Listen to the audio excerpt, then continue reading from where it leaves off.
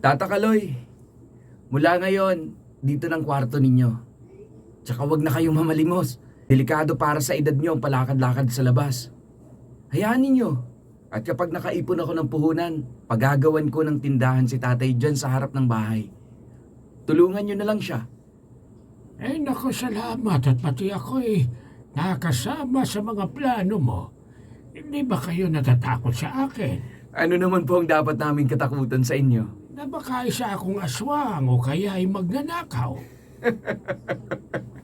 Kuya Kaloy, kung aswang ka kanina ka pa nagliyab dyan sa dami ng bawang na nakalagay sa adobong manok na kinain mo, kung magnanakaw naman, mahirap lang kami. Wala kaming kayamanang matatakot mawala. Mabuti ka pa nga may kwintas kang ginto.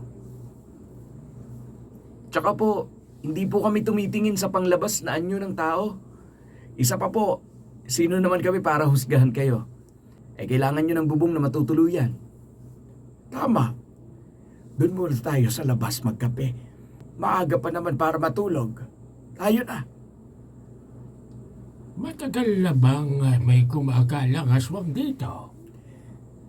Ayon sa mga magulang ko, ang totoo ay matagal na raw na may aswang dito. Pero hindi naman ganito kagarapal na madalas may mga nakukuhang mga biktima sa sapa o kaya ay sa irigasyon. Kulang din kasi ng diskarte si Kapitana Sana noong unang may nabiktima, kumilos na sila. Di sana dadami mga nagpapasalang dito. Baka walang may kakayanan na lumaban sa mga aswang. Yun ang totoo. Una, walang armas. Pangalawa, hindi sapat ang lakas para harapin ang mga yon. Pero kaming mag-ama, batak ang katawan sa mabibigat na trabaho. Kaya hindi sila uubra sa amin. Takot lang nila.